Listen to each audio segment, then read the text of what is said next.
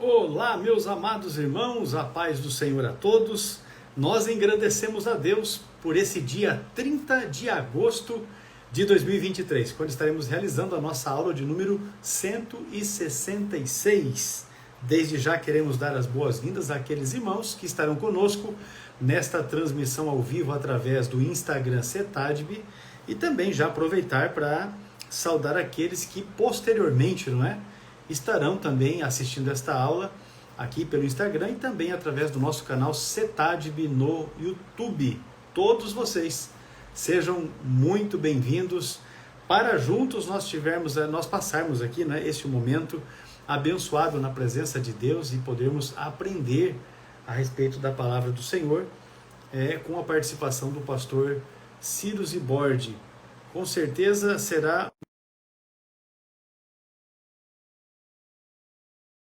para os nossos amados irmãos. Aproveitar aqui para pedir a vocês que nos ajudem, não é, com o compartilhamento desta nossa aula de hoje. Você pode tirar um print aí da tela, não é, e postar no seu story para que outros irmãos também tomem conhecimento, não é, da aula e possam sentir o desejo de participar conosco. Pastor Ciro, a paz do Senhor. Pastor Alex, tudo bem? Sempre melhorando no Senhor, graças a Deus. Muito bem, estamos aqui diretamente de Silva Jardim, na casa do pastor Moisés Cecílio. Olha aí. Viemos para estar com ele já desde domingo, não é? Chegamos aqui Sim. No finalzinho da tarde e estaremos retornando amanhã para o Paraná. Mas tem sido um tempo abençoado de estarmos aqui com o nosso companheiro e também passarmos momentos abençoadores aqui juntamente da família do pastor Moisés. Ontem nós tivemos um culto em ação de graça pela passagem do aniversário, né, do pastor Moisés, que agora tem um pouco mais de 50 anos de idade. Isso é muito bom, né? Um pouco mais de meio século, né? É isso aí. Eu quero aproveitar também para parabenizar aí nosso querido pastor Moisés Cecílio, né? Um grande amigo, um grande companheiro. E ontem, uma hora que o irmão postou, eu até fiz um comentário lá, né? Mas ele deve estar nos ouvindo agora, né? Com certeza. Então eu quero... Pastor Moisés... Eu estou aqui no quarto rosa. Glória a Deus. Pastor Moisés Cecílio, meu amigo, me perdoe de eu não poder estar aí presente ontem, viu? Não foi possível, mas o irmão sabe que somos amigos de longa data, não é? E fico feliz de ver o irmão cada vez mais prosperando, crescendo ministerialmente, crescendo em todos os sentidos. E o irmão e sua família são pessoas muito especiais. E o senhor se lembra que a minha filha mergulhou aí na sua banheira, né? Com certeza. E a dona Júlia agora já está com 19 anos. E passou o tempo, não foi? O tempo passou, rapaz. Mas uma benção. Deus abençoe, pastor Moisés. Que o Senhor fortaleça o irmão mais e mais e o abençoe. Cumule, né, o irmão de muitas vitórias. Maravilha. Glória a Deus. Nós tivemos ontem no culto o pastor Adilson Henrique esteve representando a mesa diretora da SEADER, outros pastores aqui da região dos Lagos, né? Maravilha. Inclusive da diretoria, da coordenadoria da região dos Lagos também estiveram presentes. Pastores aqui de igrejas próximas também estiveram presentes e foi uma benção. O fato é que foi uma benção. E nós vamos dar prosseguimento, porque nós temos uma pauta bastante extensa. Essa é a nossa aula de número 166. Hoje, 30 de agosto. Isso. Aproveitar para, mais uma vez, bem dizer ao Senhor pela vida de cada um dos irmãos que já estão conosco aqui, participando, não é, dessa transmissão ao vivo. E, assim como disse no início também, desejar que Deus abençoe a vida daqueles que estarão vendo depois. Até porque nós temos irmãos que não têm perfil no Instagram e eles acabam deixando para assistir a transmissão, a live, no caso, né, que nós postamos no dia seguinte no YouTube, que também é CETADB. Então, fica aí, não é, o convite, a dica para os irmãos. Então, vamos lá, meu pastor. A primeira questão que nós temos para a nossa aula de hoje, frisando a aula de número 166, é esta aqui, ó. Pastor, é a pergunta que nos faz o irmão. A morte é espírito de Deus ou é um demônio? A morte não é nem espírito da parte de Deus e nem espírito maligno ou demônio, né? A morte é, biblicamente, um estado. Claro que muitas vezes as pessoas são levadas a pensar que existe um espírito chamado morte, porque Paulo utiliza um recurso de figuração de linguagem, né? Uma figura de linguagem lá conhecida como personificação, em 1 Coríntios capítulo 15, citando até inclusive o Antigo Testamento, ele diz: onde está, ó morte, o teu aguilhão? Então, é como se a morte fosse uma pessoa, como se fosse um espírito. Mas ali é figuração de linguagem, né? Porque a morte, biblicamente falando, também, claro, hoje em dia é comum ouvir alguém dizendo espírito de morte, eu te repreendo e tal. Então as pessoas são levadas a pensar que a morte é um ente, é uma pessoa, é um espírito. Mas a morte, biblicamente falando, é um estado. Claro, no sentido físico, ela indica sempre separação, né?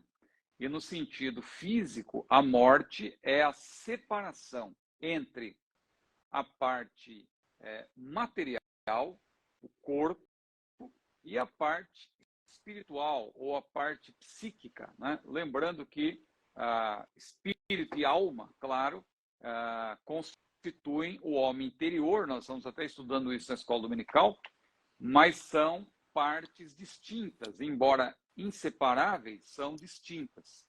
Então, claro que o termo grego psique, ele pode, muitas vezes, designar todo este homem interior, abarcando espírito e alma.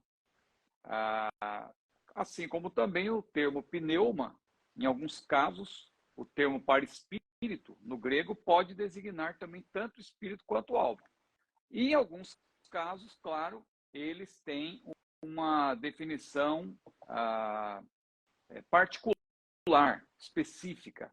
Então, cabe ao intérprete da Bíblia, eu estou aproveitando para esclarecer isso, porque muita gente, às vezes, a gente percebe, nessas aulas da escola dominical, as pessoas perguntam, mas a Bíblia diz que o espírito volte a Deus que o deu, o pó volte ao pó, volte à terra, o espírito volte a Deus. A Bíblia diz que Jesus falou assim: Pai, nas tuas mãos entrego o meu espírito. E em outras partes diz que a alma. Então, as pessoas às vezes têm uma ideia de que alma e espírito são sinônimos, ou se não, alguns têm outra ideia de que a alma vai para um lado, o espírito vai para o outro. Não, nós temos que entender da seguinte maneira, isso de acordo com a analogia geral da Bíblia. O homem interior, a parte imaterial, claro, ela é bipartida, ela é formada por espírito e alma, porque a Bíblia diz que a palavra de Deus penetra lá, na divisão da alma e do espírito. Entretanto, embora essas partes sejam distintas, elas não se separam, elas são inseparáveis. Na morte, o que se separa é o homem interior do homem exterior, ou seja, a parte imaterial da parte material. Isso é morte, é um estado. Claro que no plano espiritual, a morte significa também a separação de Deus. Quando a Bíblia diz que por um homem entrou o pecado no mundo e pelo pecado a morte, claro, é a morte em todos os sentidos. Mas Adão, quando pecou, ele não morreu fisicamente de imediato. O Senhor disse, o Criador disse para Adão que se ele comesse da árvore da ciência do bem e do mal, ele morreria. E alguém dirá, mas ele não morreu. Morreu, Romanos 5:12 esclarece, porque a morte entrou no mundo. Por um homem entrou o pecado no mundo e pelo pecado a morte, por isso todos pecaram. Então a morte na Bíblia é a separação, fisicamente falando, entre corpo, que é a parte material, e a parte imaterial, espírito mais alma, que são inseparáveis. No caso da morte espiritual, é a separação de Deus. A Bíblia diz em Isaías capítulo 59, eis que a mão do Senhor não está encolhida para que não possa salvar, nem o seu ouvido agravado para não poder ouvir, mas as vossas iniquidades fazem divisão entre vós e o vosso Deus, e os vossos pecados encobrem o seu rosto de vós, para que ele não vos ouça. Então, o pecado, ele separa o homem de Deus. E, em última instância, a morte também significa a separação eterna de Deus. É o que está lá em Apocalipse 21, versículo 8, por exemplo, não é? Quanto aos tímidos, aos incrédulos, aos abomináveis, aos fornicários, aos feiticeiros, aos idólatras, a todos os mentirosos, a sua parte será no lago que arde com fogo e enxofre, o que é a segunda morte. Segunda morte aí é separação eterna. Então, o termo no grego, que há vários termos, na verdade, no grego para a morte, um dos mais conhecidos é thanatos, né?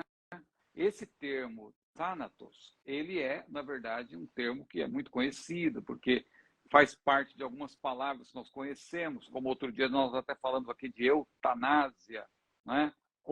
Ortotanásia, e assim por diante. Veja, tanásia tem a ver com thanatos, né? Ou, como alguém costuma dizer, thanatos também. Então, na verdade, a morte, então, resumindo aqui, não é um espírito, embora Paulo utilize ali a personificação ao se referir à morte, a Bíblia utilize, né, em algumas partes, essa figura de linguagem conhecida como personificação. Na verdade, a morte não é um espírito, como a gente vê até, tem filmes, né, que vem aquela, a imagem da morte, né, com a foice, me parece que é uma foice na mão e tal, para ceifar, né, a vida e tal. Então, as pessoas têm no seu, isso aí cria-se às vezes no imaginário coletivo, né, essa ideia de que a morte é um espírito, mas teologicamente falando, a morte é um estado, né? Não sei, acho que o irmão gostaria de acrescentar alguma coisa aí também, né? Não, é justamente a questão do imaginário que você menciona, é essa mesmo, né? A tônica que se vai é nesse sentido. A turma assiste filmes, né? Filmes de terror, especialmente, que tem essa ênfase. Tem um filme que ficou nos anais da história, que é aquele filme Ghost, que também transmite essa ideia. Que vem mais recentemente. Vem uns espíritos e leva, né? E leva, isso. E aí você tem também uma propaganda de um determinado veículo da Hyundai, né, que também transmitia essa ideia, motivo pelo qual esse veículo só tem 3 portas, né? A porta traseira do lado do motorista não tem, é só do lado do carona. Enfim, mas é exatamente nesse sentido. A segunda questão, pastor, que nós temos... Sim, pode falar. Só um versículo para acrescentar, para deixar claro o seguinte, né? Que quem está no controle, quem tem o controle sobre tudo isso é Deus. A Bíblia diz, o pó volte ao pó como era e o espírito volte a Deus, ou seja, fica sob o controle de Deus. E Jesus também falou, não temais os que matam o corpo e nada podem fazer com a alma. Temei antes aquele Deus, né? Aquele é uma referência a Deus, que pode fazer perecer no inferno tanto a alma quanto o corpo, né? Então, é Deus quem lança a alma no inferno, né? É Deus quem tem o controle também. Mesmo no caso da pessoa ímpia, é Deus quem está no controle. Então, é importante observar isso para a gente, às vezes, não se deixar levar por essa questão aí que o irmão mencionou, né? Que as pessoas acham que tem o espírito da morte e que vem e você tem que repreender o espírito da morte e tal. A morte é um estado, né? Só para deixar claro. Muito bem. Essa questão, inclusive, fortalece o embasamento para a próxima, que a pergunta que o irmão nos enviou é assim, uma pessoa cristã que venha se suicidar por meio da depressão, esta pessoa é salva? Então, essa pergunta, para eu responder, eu vou precisar elaborar um pouco mais, né? Num primeiro momento, eu queria afirmar o seguinte: suicídio é pecado, né? Já não pode também entrar pelo caminho de dizer que não, suicídio não é pecado. É pecado. Por que é pecado? Por que a gente afirma que o suicídio é pecado? Porque o que é o suicídio, né? Suicídio é quando a pessoa tira a vida, a sua própria vida, é como se fosse digamos assim, um assassinar-se, né? Matar-se, tirar a própria vida. E na Bíblia, nós não podemos, evidentemente, fazer apologia de algo que é condenável. A Bíblia condena, né? A Bíblia tem o mandamento, não matarás. Agora, claro, não matarás é não assassinarás. Evidentemente, a gente pensa sempre em você matar alguém. Só que você também não tem direito de tirar a sua própria vida. A priori, não, né? Então, a priori, seria pecado, claro. Nós não podemos esquecer que Deus é o autor da vida e somente Ele pode tirá-la. Então, isso vale para qualquer tipo de assassinato e também vale para o aborto, que nós já tratamos aqui em outra ocasião, vale para a eutanásia. Porque o que é a eutanásia? Não vá confundir com ortotanásia, que nós explicamos aqui. Porque na ortotanásia, o profissional da área médica, o médico, ele não age objetivamente para tirar a vida. No caso da eutanásia, sim. Não é? Então, é um tipo também de assassinato, vamos dizer assim, biblicamente falando. O suicídio assistido também, claro que também nós não concordamos. Quando a própria pessoa recebendo uma assistência de um médico, ela própria se suicida, mas com uma assistência. Então, o suicídio assistido.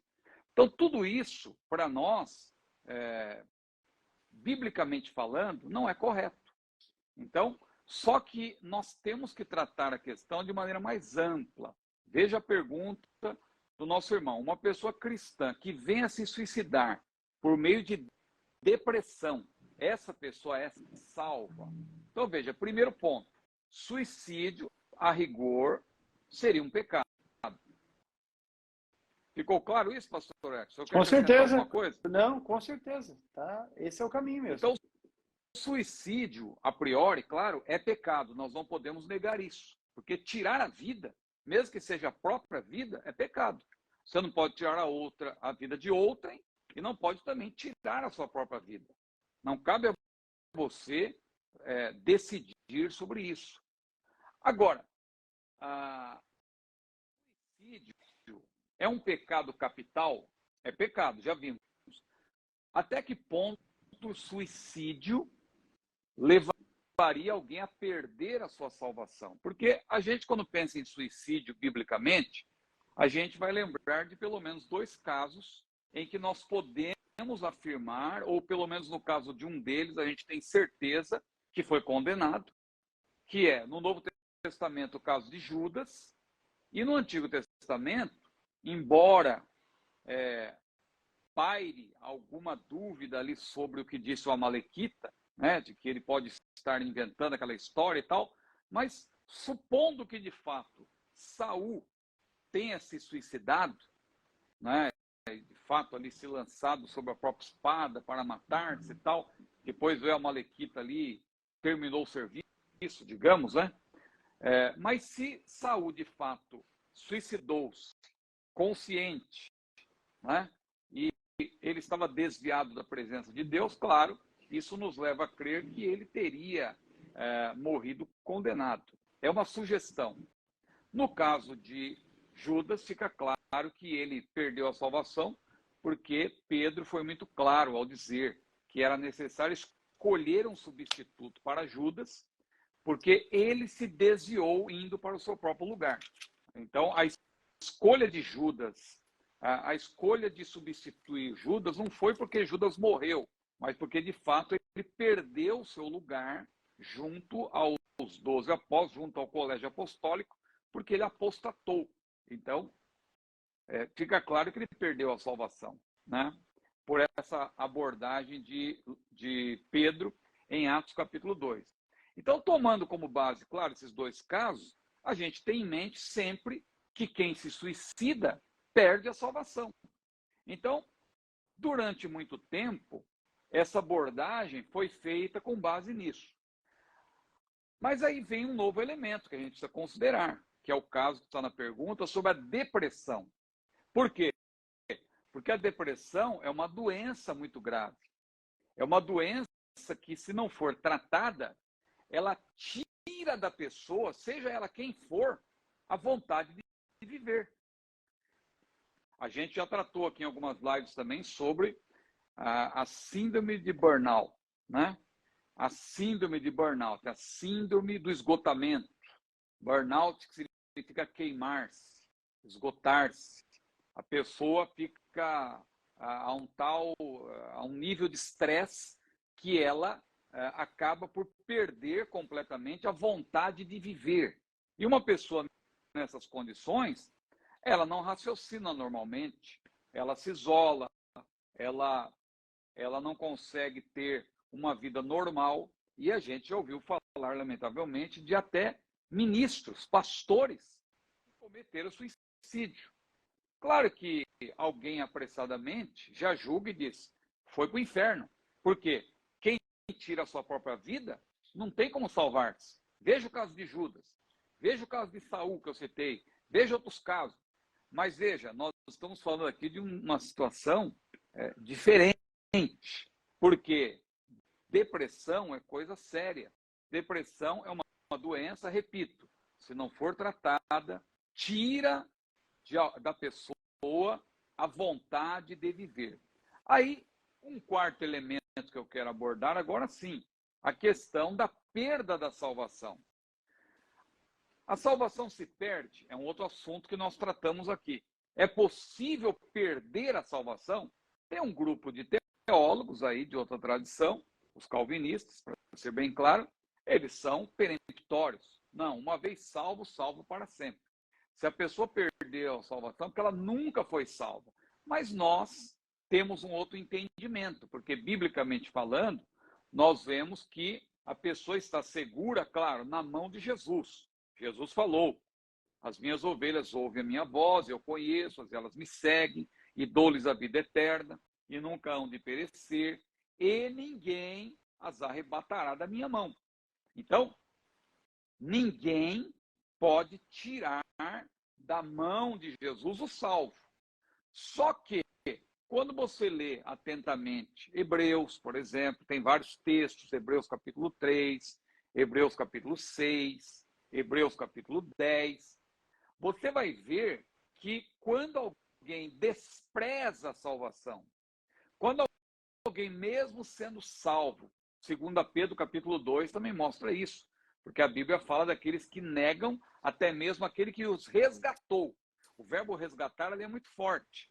No grego é um verbo que diz respeito a alguém que de fato foi salvo, foi comprado, foi resgatado. Se a pessoa foi resgatada, ela de fato foi salva. Não tem como você negar isso.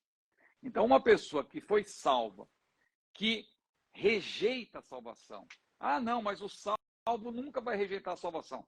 Isso é o que diz os nossos irmãos calvinistas. Só que lá em Hebreus 3 está claro. Vede, irmãos, que nunca haja em qualquer de vós, vede, irmãos, que nunca haja em qualquer de vós um coração mau, infiel, para se apartar do Deus vivo. Antes, exortai-vos uns aos outros durante o tempo que se chama hoje, para que nenhum de vós se endureça pelo engano do pecado. Porque o pecado pode endurecer até mesmo uma pessoa salva. Vede, irmãos, o autor de Hebreus falou. Então, uma pessoa, claro, se ela conscientemente, repetidamente, rejeitando todas as ofertas graciosas da parte do Espírito, rejeitando o convencimento da parte do Espírito, tornando-se inimiga do Espírito Santo, como diz a Bíblia lá em Isaías capítulo 63, versículo 10. Não somente entristecendo, mas de fato rompendo com o Espírito Santo.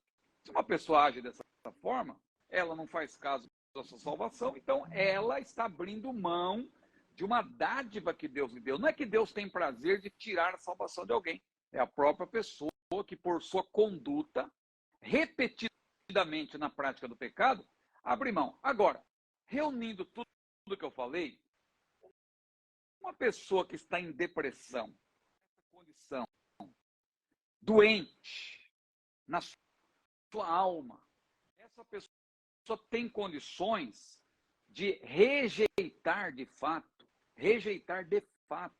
a salvação. A pessoa, ela pode até ser uma pessoa, uma serva de Deus, só que está no momento de angústia. Vamos pensar aqui, vamos exemplificar, porque é muito fácil falar, às vezes, de cima de algum pedestal, né? Quando a gente passa por alguma dificuldade, vamos pensar aí, a gente passou agora por uma fase difícil, a fase da Covid. Houve pessoas que perderam praticamente todos os seus familiares. Pais que perderam filhos, filhos que perderam pais, que passaram a ter uma angústia profunda por causa da perda dos seus entes queridos. Não é? A pessoa salva, serva de Deus, mas passando por uma dificuldade, uma angústia, entrou numa situação de depressão. A gente tem caso, a gente não fala às vezes para não tornar público a vida pessoal, mas tem casos de pastores que vivem isso com relação à sua esposa, né? A esposa que vive isso em relação ao seu marido, a um filho que está numa depressão profunda. Então, são casos muito específicos que a gente não pode querer colocar tudo no mesmo bojo e dizer, não, quem se suicida perdeu a salvação, vai para o inferno. Então, eu não entro, eu não faço esse tipo de afirmação. Eu penso que alguém que está numa situação de depressão, se vier a suicidar-se nessas condições, eu penso que nós temos que consolar os familiares, não entrar nessas questões de salvação, perda de salvação, porque isso aí é com Deus. Aliás, salvação é com Deus. Nós vamos ter surpresas. Eu não tenho dúvida de que nós vamos ter surpresas na eternidade. Pessoas que às vezes aparentam ser muito santas, pode ser que não estejam lá. E aqueles que a gente tinha como certo, não vai estar lá de jeito nenhum, pode ser que lá nós encontremos essa pessoa, porque a salvação, sobretudo, é pela graça, né? Então, claro, quem pisa a graça, quem rejeita a graça, conscientemente, é um caso. Agora, uma pessoa que não está em condições de fazer isso, está vivendo um período difícil, uma depressão profunda, eu creio que nós não devemos entrar por esse caminho de afirmar que a pessoa vai para o inferno porque suicidar-se, claro, é um pecado, porque ninguém pode tirar a própria vida e tal. Claro, existe essa questão, né? O pecado existe. Só que, veja bem, a segurança da salvação está além de pecados que nós praticamos. Claro que quem vive na prática do pecado, é evidente que essa pessoa está abrindo mão da sua salvação. Mas Deus não vai tirar a salvação de alguém assim de maneira... porque, infelizmente, alguém tem uma ideia, às vezes, de que a salvação você perde e recupera o tempo todo. E os calvinistas até zombam de nós por causa disso, por causa desse entendimento errado que alguns têm. A pessoa pensa que está lá conduzindo seu veículo e alguém vem, dá uma fechada, o crente fica irritado e fala uma palavra que não devia falar, aí vão dizer que a pessoa tem um ataque naquele momento, um infarto fulminante, ou vão dizer que Jesus vem arrebatar a sua igreja naquele momento porque a pessoa ficou nervosa e disse uma palavra, essa pessoa naquele momento perdeu a salvação. Se Jesus voltar naquela hora, né? Não, meu irmão, não é assim que funciona. Você perde a salvação se você conscientemente tornar-se um iníquo, tornar-se alguém que peca continuamente, não se arrepende, porque pecar, claro, não devemos pecar, né? Mas estamos sujeitos. Por isso que João falou, filhinhos, não pequeis, não é para pecar. Ninguém está liberado para pecar. Só que João falou, filhinhos, não pequeis. Mas, se algum de vós pecar, Não vai ficar prostrado também, né? Não vai achar que agora você perdeu sua salvação. Não, busque a Deus, peça perdão, fale com o seu pastor, peça perdão a quem você ofendeu, se for o caso, ou peça perdão para Deus, se for um pecado entre você e Deus, mas não fique prostrado. Temos um advogado para com o Pai, Jesus é quem nos defende, ele é o nosso advogado, é o nosso paráclito nesse sentido, não é o termo no grego. Temos um advogado para com o Pai, Jesus Cristo justo. Então não devemos ficar prostrados. Agora, uma pessoa que está em depressão profunda, ela perde a vontade de viver, ela perde a vontade de fazer tudo, ela tem que ter um tratamento, uma pessoa assim. E às vezes, muitos que estão à volta não percebem, porque às vezes a pessoa pode estar numa situação de depressão e ela muitas vezes, aparentemente, se ninguém mais próximo perceber, não é? A pessoa às vezes desenvolve aí uma tendência para querer tirar a sua própria vida, né? Infelizmente a gente tem visto isso. E isso não é privilégio de pessoas, privilégio entre aspas, desculpe, aqui eu estou usando um termo, não é bem privilégio, né? Mas não é algo que é praticado apenas fora do nosso meio. Infelizmente, eu falei, até pastores que tiraram a sua própria vida. Pastor X, é uma questão difícil, né? É uma questão difícil, com certeza. Mas a gente poderia utilizar pelo menos 2 personagens da Bíblia para citar algo que aconteceu na vida deles. Eu penso que o primeiro deles pode ser o caso de Moisés, que o relato está em Êxodo capítulo 32. Moisés pediu para que Deus riscasse o seu nome do livro da vida, né? E aí Deus não fez. E eu acho que o segundo exemplo que a gente pode lançar mão também é o caso de Elias. Elias pediu para si a morte. Isso depois de ter, por meio da sua vida com Deus, não é, ter feito aquela maravilha que foi aquele sacrifício que houve, o fogo que desceu do céu, os profetas de Baal que foram mortos. Depois de tudo isso, ele entra num quadro de depressão profunda e pede para si a morte. Mas Deus também não permitiu, não é? Então, existem esses casos que nós podemos lançar mão aqui, até para poder dar um embasamento melhor nesse caso. O fato é que pessoas em depressão não estão no seu juízo pleno. Com certeza não. Ficam debilitados nas questões, especialmente nas questões emocionais, em questões motivacionais, e esse é um dos problemas que levam ao suicídio. Mas vamos prosseguir. Mesmo. Vamos prosseguir aqui apenas para citar, né, esses 2 casos da Bíblia que nós temos, o caso de Moisés e também o caso de Elias. Doutrina de homens e doutrina de demônios não são as mesmas? Pastor X, essa pergunta eu respondi na semana passada, né? Então, é essa mesmo? Então, é essa mesmo. O que eu tenho na sequência aqui se um cristão se suicidar, ele terá salvação? Que é que vai entrar no mesmo bojo da questão anterior. Na minha sequência, essa pergunta aí que o irmão fez, doutrina de demônios e homens, eu respondi na semana passada. Nós já falamos a respeito dela semana passada.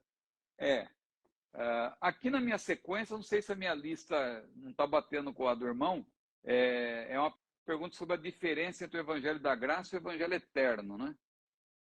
Não estou com ela aqui. Eu peguei essa sequência, de repente, de um outro arquivo, então. Bom, essa pergunta aí, eu respondi a semana passada, eu posso retomá-la? Foi. Doutrina de homens e doutrina de demônios. Na nossa aula de número 165, eu estou vendo aqui. Sim. O irmão quer que eu retome ela? Não é o caso. Acho que nós podemos ver, então, a questão da doutrina da graça, que vai ficar melhor. O que está aqui na minha lista aqui, ó, o que está aqui na minha lista, tem essa do suicídio, mas eu creio que da maneira como a gente respondeu já ficou claro, né? Se um cristão suicidar-se, ele terá salvação. Eu creio que tem a ver com a mesma, né? Isso. E aí tem uma pergunta aqui que é a seguinte, não sei se o irmão encontrou essa aí. Explica a diferença entre Evangelho da Graça e Evangelho Eterno. Eu vou chegar nela. Mas pode seguir por ela. Ah, não Pode está seguir por ela. Não está aqui, não está na minha lista, não está ela, não. Eu devo ter, quando formulei com o pessoal a arte da divulgação, eu devo ter vacilado em algum momento aqui. Não, Mas eu já chego nela. Vamos lá. bom, então só para, enquanto o irmão verifica aí, só para dar uma palavra então sobre essa questão, explica a diferença entre o Evangelho da Graça e o Evangelho Eterno. Nós já falamos aqui em outras ocasiões que o Evangelho do Senhor é um só, evidentemente. Porque quando nós falamos de Evangelho, claro, é todo o conteúdo, todo conteúdo que nós chamamos de boas novas de salvação. E, em certo sentido, é tudo que está na Bíblia. Claro que é mais precisamente aquilo que diz respeito à salvação. Só que a salvação também abarca três aspectos, três tempos: passado, presente, futuro, o aspecto perfectivo no passado, o aspecto posicional no presente e o aspecto perfectivo no futuro, né? Então, quando nós falamos de evangelho, evidentemente, o evangelho ele é um só. Não existem vários evangelhos. O evangelho de Deus, no caso, é singular. Claro, existem falsos evangelhos, né? As falsas boas novas. Agora, o evangelho de Deus, ou o evangelho do Senhor Jesus, é um só.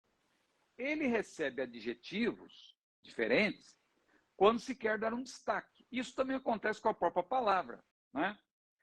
Por exemplo, a palavra de Deus, quando nós falamos de palavra profética, por exemplo, é a palavra de Deus, mas com ênfase para os aspectos proféticos. Então, a palavra, às vezes a gente diz assim na pregação, a palavra profética diz que Jesus virá para buscar a sua igreja. Nós estamos nos referindo, claro, a uma palavra mais escatológica, uma palavra que diz respeito à profecia, com respeito ao fim, mas é palavra de Deus do mesmo jeito.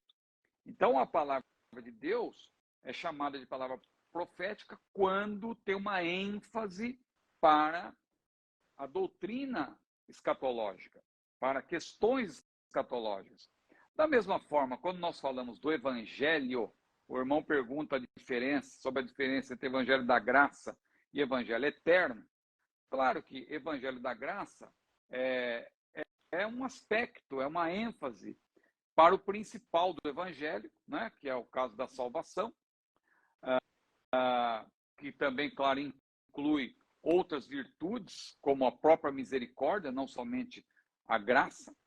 E quando se fala de evangelho eterno, claro, trata-se de uma referência à sua perenidade, porque o evangelho, claro, a palavra de Deus não muda, o evangelho de Deus não muda. Por exemplo, na grande tribulação, haverá pregação do evangelho? Haverá, o evangelho é o mesmo, o evangelho de salvação. No milênio, haverá pregação do evangelho? Haverá, e o evangelho é o mesmo, Deus não muda, a sua palavra é a mesma, Deus não vai ter um evangelho diferente para períodos diferentes, o evangelho de Deus é o mesmo. Agora, os adjetivos servem apenas para dar um destaque, para uma ênfase dentro de um contexto, né? Então, quando você fala de evangelho do reino, por exemplo, evangelho eterno, evangelho da graça, é uma ênfase, mas o evangelho é o mesmo. Então, a rigor, não haveria uma diferença, não haveria vários tipos de evangelho. O que acontece, na verdade, são ênfases diferentes para destacar-se aí alguma característica, algum aspecto do evangelho de Deus. Maravilha, meu pastor. De fato, eu peguei uma sequência errada, né?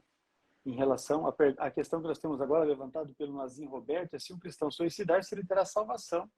Já está também isso na questão respondida anteriormente. A Nova Jerusalém é dividida em quantas partes? Essa aqui está na minha sequência aqui também. Eu peguei o arquivo original aqui agora e estou indo por ele. A Nova Jerusalém é uma questão levantada pelo Nilson Eluciene. A Nova Jerusalém é dividida em quantas partes? Então, a Nova Jerusalém, que é descrita lá em Apocalipse, a partir do capítulo 21, Apocalipse capítulo 21 e capítulo 22, a gente, quando olha para ela, a gente não vê, assim, partes, né? A gente vê, na verdade, um todo, só que a Nova Jerusalém tem lados, né? Porque a Bíblia fala ali das 12 portas, dos 12 fundamentos, e essas 12 portas, elas estão posicionadas num quadrado, né? Na parte norte, sul, leste e oeste. Então, aí você tem esses 4 lados. A cidade tem 12 portas. Se você ler atentamente Apocalipse, capítulos 21 e 22, você vai ver que a cidade santa, como é chamada ali, ela tem 12 portas, ela tem um grande muro, é uma cidade quadrática, né? Ela tem 12 fundamentos, ela é medida como um cubo perfeito. E mais, ela é indescritível, né? Porque ali você tem apenas uma descrição que para nós compreendermos hoje na nossa condição, no nosso estado. Mas nós só vamos compreender isso de fato quando nós estivermos numa outra dimensão. Ela não tem santuário, ela tem um rio, né, o rio da água viva. Ela tem um parque com a árvore da vida. Nela também está o trono de Deus e o do Cordeiro. Quem diz que o Cordeiro não tem trono, né? São os unicistas que dizem isso. Mas lá em Apocalipse 22 está claro que a Bíblia ali tem o trono de Deus e do Cordeiro. No céu, claro, a Nova Jerusalém representa o céu, o novo céu e a nova terra, né? Onde nós habitaremos. Claro, ali o trono de Deus do Cordeiro está ali. Não sei o que acontece. Está me ouvindo bem aí, pastor? Estou ouvindo. Deu um cortezinho, mas eu estou ouvindo. Tá joia. Eu carreguei aqui o meu...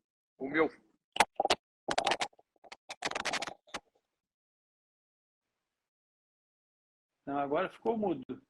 E agora? Agora ficou bom. Não, é porque eu carreguei esse fone de ouvido e agora não sei por que a bateria acabou. Arriou. Mas está tudo bem, acho que hoje não tem muito barulho aqui à volta também, não vai ter problema.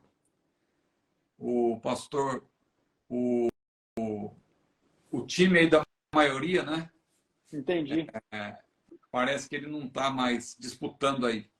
Então não está o barulho. Não o está barulho tendo muita diminuiu. repercussão. Então, pastor Ecos, a questão então é essa. A cidade, ela tem todas essas características que eu mencionei, mas ela não tem partes, ela tem lados, né? Esses 4 lados, porque ela é quadrática. Então ela tem a parte norte, sul, leste, oeste, e é um cubo. Então, só que vamos aguardar, né? Porque isso aí é como é descrito lá em Apocalipse, valendo-se, claro, de uma linguagem pictórica, simbólica, mas é algo que ainda se revelará quando nós estivermos numa nova dimensão, né? Já estaremos num estado de glória, estado glorioso, estado eterno, aí nós vamos entender. Maravilha, meu pastor. A próxima questão que nós temos aqui, o Cristiano, Cristina Torres, pergunta se no céu haverá distinção de posição entre os santos do Senhor. Então, eu creio que essa dúvida surge quando a Bíblia menciona os galardões, né? A Bíblia menciona os galardões, a coroa, né? A coroa da vida, ser fiel até a morte, dar-te a coroa da vida. Paulo também disse, combati o bom combate, acabei a carreira, guardei a fé. Desde agora me está reservada a coroa da justiça, a qual o seu justo juiz me dará naquele dia, não somente a mim, mas aos que amarem, aos que amam a sua vinda. A Bíblia menciona também lá em 1 Coríntios capítulo 3, ali a respeito das obras, né? A Bíblia menciona que algumas obras são comparáveis a ouro, prata e pedras preciosas, enquanto outras são comparáveis a madeira, feno e palha. Então, as obras que são comparáveis a madeira, feno e palha, claro, elas não vão resistir ao fogo da presença de Deus. Ali Paulo está falando claramente do tribunal de Cristo. É só ler com atenção o contexto. 1 Coríntios capítulo 3, a partir do versículo 12. Só que a Bíblia diz ali, o tal, todavia, será salvo pelo fogo. Ali não tem nada que ver com purgatório. Será salvo porque, claro, já vai estar na presença de Deus, vai estar salvo. Mas haverá perda de galardão. Então, há parábolas de Jesus também que levam a esse entendimento de que vai haver diferentes posições, assim como há coroas que falam de diferentes galardões, assim como também há ouro, prata, pedras preciosas em comparação com madeira, feno e palha. Claro que madeira, feno e palha são obras perecíveis, então haverá detrimento, não haverá galardão. Mas no caso de ouro, prata e pedras preciosas, aí também haveria um destaque, né? Também tem aquelas ênfases, né? Servo bom e fiel em todo gozo, teu Senhor e tal. Sobre o pouco foste fiel, sobre o muito te colocarei. Então, todas essas ênfases levam ao entendimento que haverá diferença. Só que essa diferença, na minha maneira de ver, diz respeito ao reino na terra. Diz respeito ao milênio. No milênio, sem dúvida, haverá diferenças. Haverá posições diferentes. Haverá aqueles que vão ocupar uma posição de destaque. Claro, todos estarão felizes com o Senhor, mas haverá posições de destaque. Agora, na eternidade, no céu propriamente dito, quando Deus fizer novos céus, nova terra, e quando a igreja estiver na sua totalidade glorificada, porque no milênio, claro, haverá a igreja glorificada, que é a igreja que foi arrebatada, são também os mártires do período tribulacional que vão ressuscitar e, claro, vão ingressar no milênio junto com a igreja, agora também fazendo parte da igreja glorificada, mas haverá também povos naturais. Agora, após o milênio, aí, quando Deus fizer novos céus e nova terra, claro que todos vão estar, penso eu, na mesma condição, no mesmo estado. E ali, Apocalipse 22, versículo 3, a Bíblia diz que ali os seus servos o servirão, né? E o serviço ali, o termo ali no grego, mais precisamente, diz respeito à adoração. Então, é algo parecido com o que os serafins, por exemplo, fazem, né? Que de dia e de noite estão dizendo santo, santo, santo é o Senhor dos Exércitos. Alguém até brinca, né, com isso. Fala, então é muito monótono, nós vamos ficar lá no céu só falando isso, tocando harpa, cantando. E aí as pessoas do mundo que não conhecem a Deus até zombam, falam, eu prefiro o inferno, no inferno vai ser mais divertido e tal, eu quero ir para o inferno, o céu é algo muito monótono. É porque a pessoa não sabe, claro, que quando nós estivermos num estado glorioso, e a lição até dessa semana agora, né? Que fala sobre o peso de glória muito excelente, né? O apóstolo Paulo falou, né? 2 Coríntios 4. 2 Coríntios 4, né? Então, ainda que o nosso homem exterior se corrompa, o nosso interior, contudo, se renova de dia em dia, porque a nossa leve, olha que interessante, ele contrasta o peso aí, né? A nossa tribulação, claro que para nós é grande, mas em relação ao que nós vamos experimentar, ela é leve. A nossa leve e momentânea, né, tribulação produz para nós um peso eterno. Então ele contrasta também aquilo que é momentâneo com aquilo que é eterno. Então vai ser algo maravilhoso, né? Estar na presença de Deus. As aflições desse tempo presente também, em Romanos, Paulo disse, não são para comparar com a glória que em nós há de ser revelado. Então, pastor X, resumindo, eu penso que quando Deus fizer novos céus, nova terra, aí não haverá diferença. Deus será tudo em todos, né? O cordeiro será tudo em todos. Nós vamos estar numa mesma situação, no mesmo estado. Agora, no milênio, eu penso que haverá diferentes posições. Nós vamos participar do reino milenial e vamos ter funções diferentes. Muito bem, meu pastor. O Fábio Bastos levanta uma questão que nós vamos trabalhar nela ainda, né, nessa aula de hoje. Lembrando os irmãos que as perguntas que estão sendo escritas aqui nos comentários, não é, da aula de hoje, elas são registradas para que possam ser respondidas em aulas futuras.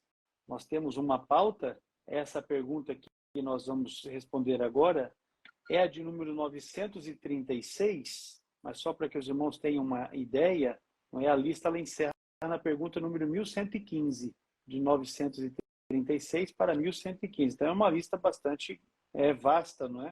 Com os questionamentos que os irmãos registram para nós aqui na live. Então, ela está sendo registrada e será respondida nas nossas próximas aulas, para que os irmãos tenham conhecimento de como é que funciona a nossa dinâmica aqui.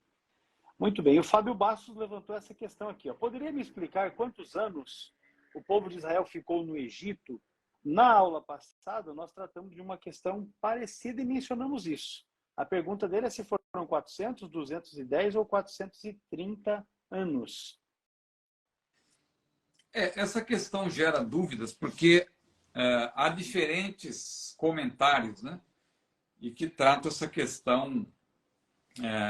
E ali, quando eu falei sobre isso, foi assim, en passant, né? Não, porque a questão não era exatamente sobre... parece que foi uma irmã que perguntou se o período interbíblico, se os 430 anos tinha a ver com o período interbíblico. Então, eu acabei fazendo menção disso aí, dos 430 anos lá do período em que Israel ficou no Egito. E eu até disse naquela ocasião que 430 seria o número total e 400 seria o número arredondado. Bom, eu mantenho essa mesma posição, só que agora eu quero explicar um pouco melhor. Eu creio que dá tempo de dar uma explicação. Com certeza, com certeza. E eu queria só mostrar também que existe inclusive uma posição de que Israel teria ficado no Egito apenas 215 anos, ou seja, a metade de 430 anos. Por quê?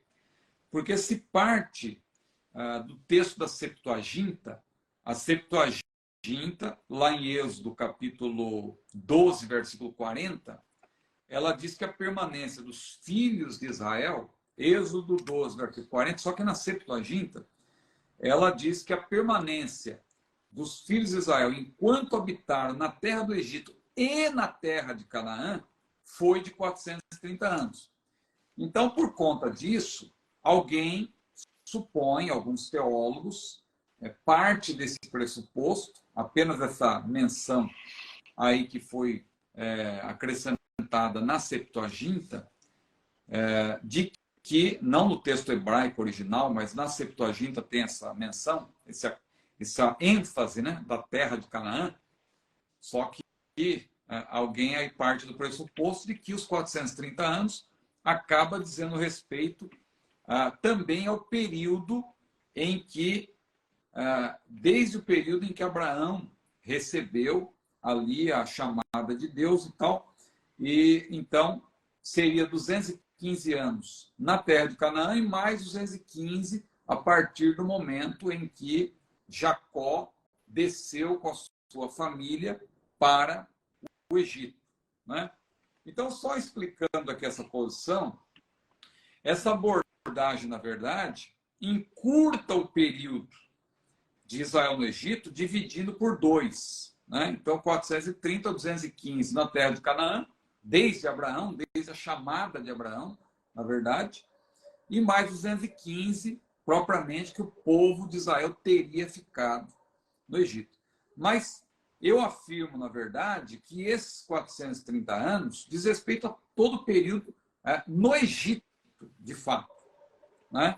Mas, só explicando aqui um pouco melhor, de acordo com essa posição, que é divergente da nossa, o tempo exato desde o chamado de Abraão até a entrada de Jacó no Egito teria sido, então, de 215 anos. Por quê? Os 215 anos restantes, dos 430, foi o tempo que os filhos de Israel, de fato, ficaram no Egito. O que Paulo disse lá em Gálatas 3, 16 e 17, é interessante considerar, porque ele destaca ali que a lei ela foi promulgada no Sinai 430 anos depois do pacto entre Deus e Abraão. Ora, se Paulo se refere à promessa feita a Abraão quando ele estava em Harã, segundo essa posição, né? Olha aqui a base, né? Gênesis 12, versículos 1 a 3, quando se registra em Gênesis a chamada de Abraão. Claro que a gente entende que Abraão foi chamado antes. Se a gente ler o final de Gênesis 11, e também comparando com o que o próprio Estevão disse lá em Atos 7, a gente percebe que já tinha havido um chamamento anterior, né? Mas essa posição se baseia em Gênesis 12. Então, segundo essa posição, o período deve ser contado, esse período de 400 anos, 430 anos, deve ser contado a partir da chamada de Abraão. Justamente porque na Septuaginta menciona-se lá em Êxodo 12, 40. Se o senhor ler aí, o irmão poderia ler, por gentileza, Êxodo 12, 40? Com certeza, eu estava na página e acabei deixando passar, mas está aqui. O tempo que os filhos de Israel habitaram no Egito foi de 430 anos. E aconteceu que, passados 430 anos, naquele mesmo dia, todos os exércitos do Senhor saíram da terra do Egito. Então aí está claro que os 430 anos foram no Egito. É isso que diz o texto. Só que na Septuaginta se menciona que a permanência dos filhos de Israel enquanto habitaram no Egito e na terra de Canaã, né? Então, quer dizer que teria havido uma parte desse período dentro da terra de Canaã. E aí a conclusão que se chega é que os 430 anos mencionados por Moisés devem ser considerados desde o chamado de Abraão em Harã, de Abrão, no caso, né? Então, desse período até o Êxodo, teriam decorrido 430 anos.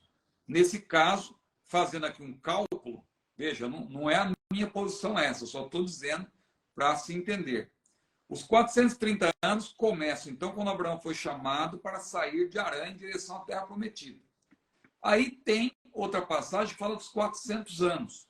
Então, se explica o seguinte, que esses 400 anos passam a contar 30 anos mais tarde, ou seja, a partir da chamada de Abraão, decorreram 30 anos, claro, mais um período ainda, claro, porque teve Abraão, Isaac, Jacó, os filhos de Jacó e tal, até José descer para o Egito e depois chamar Deus, né?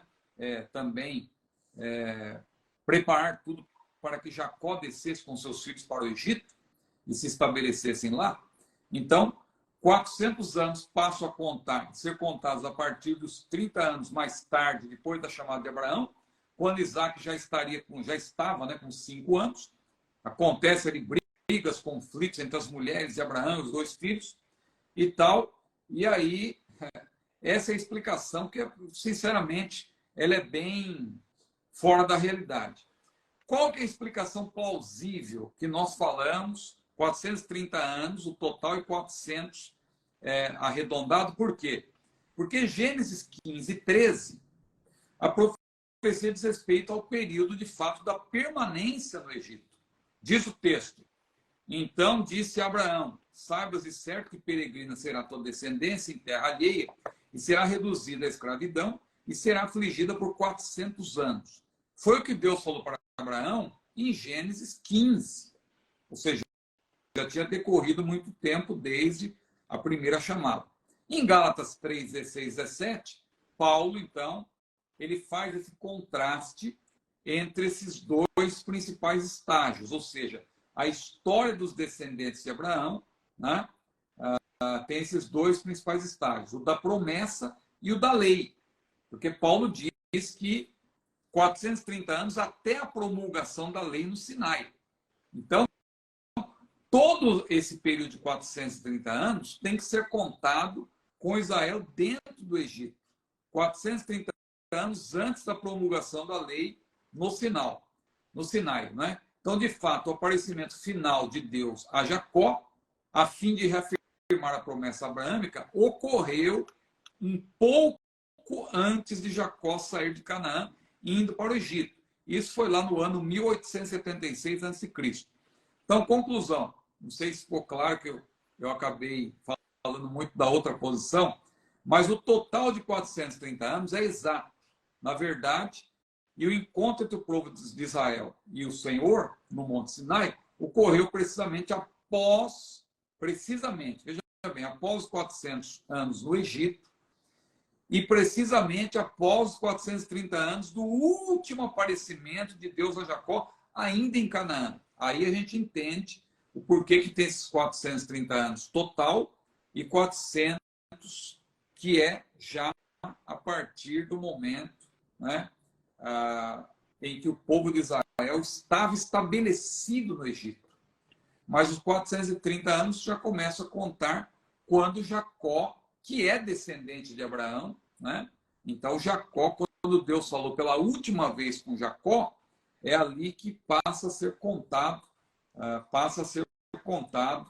no caso, o período de 430 anos. Porque Paulo, em Gálatas 3:17, ele diz o seguinte: uma aliança já anteriormente confirmada por Deus, a lei, que veio 430 anos depois, não pode abrogar de forma que venha desfazer a promessa. Então, Paulo deixa claro que a aliança, ela começa, né, com Abraão, claro, tendo Jacó como representante de Abraão, porque Deus faz a promessa inicialmente a Abraão.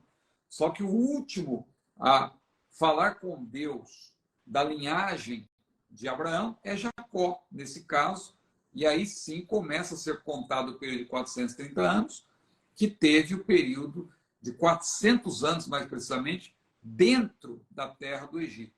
É um pouco difícil de compreender, mas... Fechou, mas fecha a questão. A Bíblia não tem contradições, né? Tudo pode ser explicado. Maravilha, meu pastor. Nós vamos com esta questão, vamos encerrar esta aula de hoje. Aí a sequência que eu tenho aqui é: o Senhor Jesus Cristo, entre a sua morte e ressurreição, subiu ao Pai com roupa sacerdotal para ele, o Pai, chancelar a sua vitória. Muitas moradas se refere a muitas pessoas. O paraíso foi tirado da terra, e aí segue a questão da teoria do hiato em Gênesis, né? Essas questões vão ficar para a próxima aula. Com a palavra, pastor. Essas considerações finais. Essas estão de acordo com a minha sequência também. Eu vou atualizar contigo aí, a hora que eu estiver em Apucarana de volta, aí eu atualizo contigo para... Mas aqui foi uma falha minha, com certeza, na hora de fazer a organização para a pauta da live. Eu peguei aquela relação que o irmão me enviou, né? Uhum. Mas eu acredito que na hora de fazer a divulgação que... Ficou fora ali. Na verdade, eu acho que a ordem está correta. Só escapou aquela pergunta do Evangelho lá, do Evangelho da Graça e do Evangelho Eterno. Foi. Mas eu acho que a sequência está de acordo com a sequência está correta, né? Agora a gente ajusta. Agora ficou fácil para ajustar. Então bem, tá bom. pastor, olha, suas considerações. Olha, quero só agradecer aí mais uma vez a oportunidade e reiterar aqui os meus parabéns ao nosso querido pastor e amigo Moisés Cecílio. Transmita aí nosso abraço. Dê um abraço para ele por nós, né? Com certeza. E Vamos agradeço transmitir. aí pela oportunidade, pastor Ex. Que Deus abençoe toda a nossa equipe, né, do CETADB, espalhada pelo Brasil, pelo mundo. E os nossos irmãos estão lá em Apucarana, né? Nossa diretora, irmã Eliane. A diretora está comigo aqui, rapaz. Tá aí também? Tá aqui também. Olha, Opa, verdade. Tá na live, está comigo. Ela veio para cá comigo. Realmente é importante, né? Com certeza. Mas tá bom. Deus abençoe nossa diretora também, nossa vice-diretora, né? Amém. Um abraço, pastor Ciro. Transmita a nossa saudação para a irmã Luciana, também para a Júlia. Tamo junto. Semana que vem tem mais. Deus abençoe os irmãos, na paz do Senhor, e seja sempre conosco. Toda quarta-feira, 22 horas, Instagram CETADV, a aula é ao vivo. E aí, para aqueles irmãos que nos assistem através do YouTube, é sempre no dia útil seguinte que nós disponibilizamos a aula também no canal CETADV no YouTube. Deus abençoe a cada um dos irmãos em Cristo Jesus. A paz do Senhor a todos. Amém. Deus abençoe.